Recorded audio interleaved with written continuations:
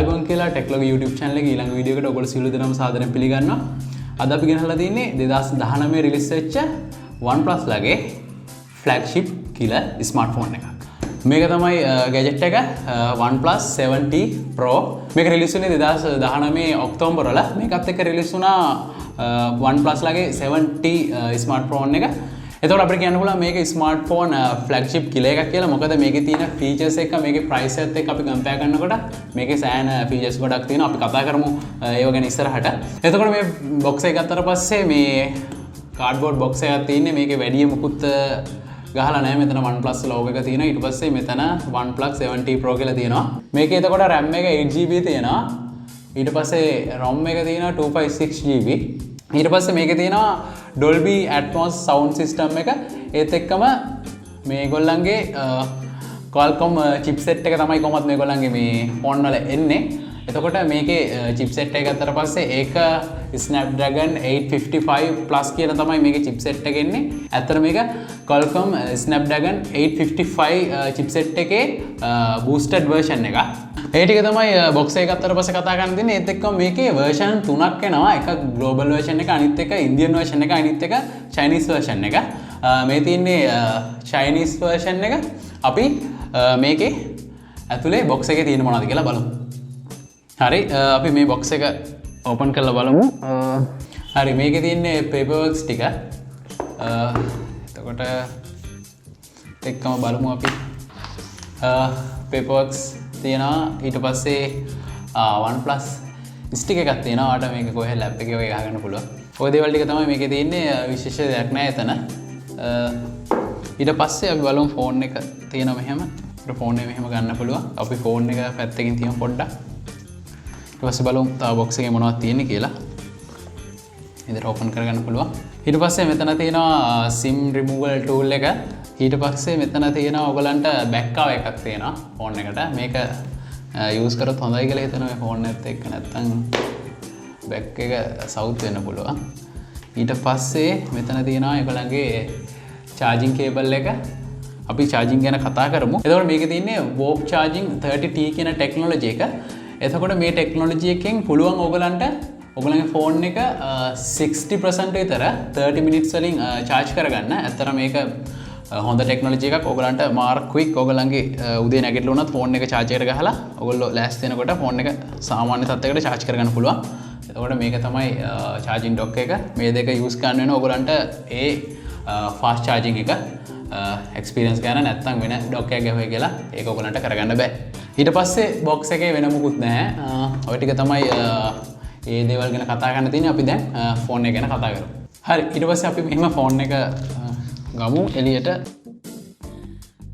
මේක තමයි ෆෝන් එක. ගත්තට පස්සේ මාර quality එකක් තේරෙනවා අතට. එතකොට මේකේ back එකේ ඉන්නේ Gorilla Glass 5 වලින්. ඒත් එක්කම මේකේ බර gram 206ක් වගේ වෙනවා. එතකොට මගේ ළඟ තියෙන version එක තියෙන්නේ Ace Blue. එතකොට මේකට dual sim ඔයගලන්ට use කරන්න පුළුවන්. මෙතන තියෙනවා sim tray එක යට බලා ගන්න පුළුවන්. ඊට පස්සේ මෙතන type C port එක තියෙනවා. මෙතන තියෙනවා microphone එක. ඒ වගේම මෙතන තියෙනවා මේ speaker එක. ඒත් එක්ක මේ ගැන කියනකොට මේකට ඔයගලන්ට external chip එකක් ගහන්න බෑ. මේකේ inbuilt storage එක විතරයි ඔයගලන්ට use කරන්න වෙන්නේ. එතකොට මේකේ fluid AMOLED super capacitive touch screen එකක් එනවා. ඒත් එක්කම මේකේ 16 million color combination එක තමයි screen එක එන්නේ. එතකොට මේකේ refresh rate එක ගැන කතා කරනවා. මොකද refresh rate එක වැඩි වෙනකොට වීඩියෝ එකක් හොඳ smoothly experience ගන්න තියෙන හැකියාව වැඩි වෙනවා. එතකොට මේකේ 60 එනවා, ඒ වගේම 90 එනවා refresh rate එක. අපිට 90 දාලා ගත්තට පස්සේ මේකේ හොඳ quality එකට වීඩියෝ එක බලන්න පුළුවන්. ඔයගොල්ලෝ game වගේ play කරනවා නම් ගොඩක්ම quality එකට game play කරන්න පුළුවන් මේ ෆෝන් එකත් එක්ක. ඒ වුණාට ඔයගොල්ලෝ refresh rate එක 90ට දාගත්තොත් මේකේ ඔයගලන්ට use කරන්න පුළුවන් time එක පොඩ්ඩක් අඩු වෙනවා. ඒකින්ද සාමාන්‍ය use case එකේදී ඔයගොල්ලෝ 60ට වගේ දාලා use කරන්න. ඔයගොල්ලෝ special අවස්ථාවකදී game එකක් වගේ play කරනවා නම් ඔයගලන්ට ඒක 90ට වගේ දාගන්න පුළුවන්. එහෙම වුණොත් ඔයගලන්ට හොඳ experience එකක් ගන්න පුළුවන්. එතකොට අනිත් ෆෝන් වල වගේ OnePlus ලගේ මෙතන ඔයගලන්ට balance slide එක පේනවා. ඊට යටින් තියෙනවා power button එක. ඊට පස්සේ මේ පැත්තේ තියෙනවා volume up down button එක. ඊට පස්සේ ෆෝන් එකේ ස්පෙෂලි කතා කරන්න තියෙන්නේ මේකේ තියෙන මේ pop up selfie cam එක. ඒක මෙන්න මෙතන තියෙන්නේ. එතකොට අපි මේක on කරාට පස්සේ මේක අන්ලොක් කරගන්න ඕන නම් අපි ෆේස් අන්ලොක් එක ඔන් කරොත් මෙතන උඩට පොප් අප් වෙලා අපේ ෆේස් එකෙන් රෙකග්නයිස් කරගන්න පුළුවන්. ඊට පස්සේ මෙතන ඔයගලන්ට කැමරාස් 3 පේනවා. එතකොට මේක උඩින්ම තියෙනවා 48 මෙගාපික්සල් වයිඩ් කැම් එකක්. ඊට පස්සේ තියෙනවා 8 මෙගාපික්සල් ටෙලිෆොටෝ එක. ඊට පස්සේ තියෙනවා 16 මෙගාපික්සල් අල්ට්‍රා වයිඩ් කැම් එක. ඒත් එක මේකේ dual LED flash light technology එක තියෙනවා. ඊට පස්සේ මේකේ වීඩියෝ එක ගැන කතා කරනකොට මේකේ 4K 30 fps ඒ වගේම ඔයගලන්ට 4K 60 fps රෙකෝඩ් කරන්න පුළුවන්. ඒ වුණාට ඔයගලන්ට අල්ට්‍රා වයිඩ් නැත්නම් ටෙලිෆොටෝ යූස් කරලා වීඩියෝ ගන්න පුළුවන්. full HD විතරයි. ඒ වුණාට ඒක ප්‍රශ්නයක් නෑ. මොකද ඒකේ හොඳ ඩීටේල් තියෙනවා. මම මේකට ඔයගලන්ට ෆුටේජ් ටිකක් දාන්නම් මේකේ කොහොමද ඒව දේවල් කියලා. එතකොට මේකේ ඔයගලන්ට දැන් රෙකෝඩ් කරන්න පුළුවන් 960 fps වෙනකන් 720p. ඒක software upgrade එකකින් තමයි මේ දේ වෙලා තින්නේ. එතකොට මේක එනකොට රිලීස් වෙලා තිබ්බේ 480 fps 720p රෙකෝඩ් කරන්න. උනට දැන් ඔයගලන්ට ඊට වඩා superior experience එකක් ගන්න පුළුවන්. ඒත් එක්ක මේකේ battery capacity එක ගත්තට පස්සේ 4085 mAh battery එකක් තමයි මේකට තියෙන්නේ. ඇත්තටම power bank එක තියෙනවා වගේ ලොකු battery එකක් තියෙනවා. ඒ වගේ මේගොල්ලෝ කියනවා පැය 100ක් ඔයගලන්ට මේක use කරන්න පුළුවන් කියලා. ඒත් එක්කම මේකේ ඔයගොල්ලෝ අර refresh rate එක 90ට දාගත්තට පස්සේ සමහර විට ඒක චුට්ටක් අඩු වෙන්න පුළුවන්. හරි අපි දැන් ෆෝන් එක ඔන් කරලා බලමු.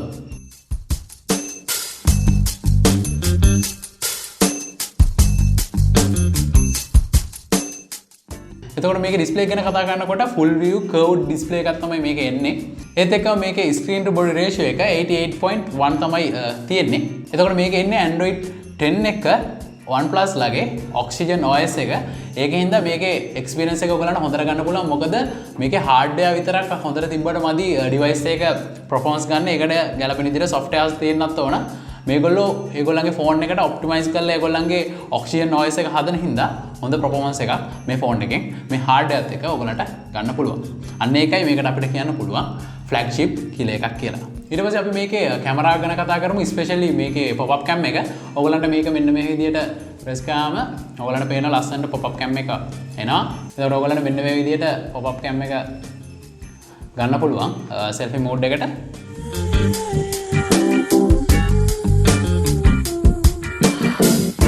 එතකොට මේ කැම් එක ගත්තට පස්සේ ඔයගලන්ට 1080 30 fps රෙකෝඩ් කරන්න පුළුවන්. ඒත් එක්කම මේකේ තියෙන්නේ 16 මෙගාපික්සල් කැම් එක, aperture එක 2.0. එතකොට මේකේ sensors ගත්තට පස්සේ flagship එක තියෙන සියලුම sensors ටික මේකත් එක්ක එනවා. gyroscope එක, compass එක, proximity වගේ sensors ඔක්කොම ටික. එතකොට මේකේ fingerprint scan එක ගැන කතා කරනකොට මේකේ තියෙන on screen optical fingerprint scan එකක්. ඒක මෙන්න මෙතන තමයි තියෙන්නේ. හරි දැන් අපි මේකේ කැමරාවේ quality එකයි ඊට පස්සේ වීඩියෝ වල quality ගැන ටෙස්ට් ටිකක් කරලා බලමු.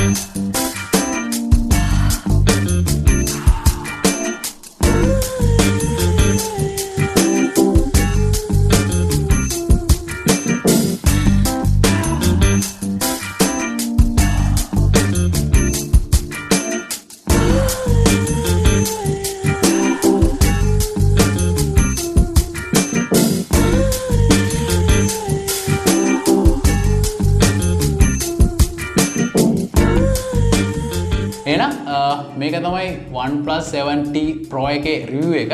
ඔයගොල්ලෝ ඉස්සරහටත් මේ වගේ අලුත් phones තව වෙන gadget reviews ගැන බලා ගන්න කැමති නම් පල්ලෙහා තියෙන subscribe button එක ඔබන්න, යාළුවන්ටත් බලන්න share ගන්න. එහෙනම් අදට මං ගිහලා එන්න ටෙක් ලොග වලින් මම තාරුව.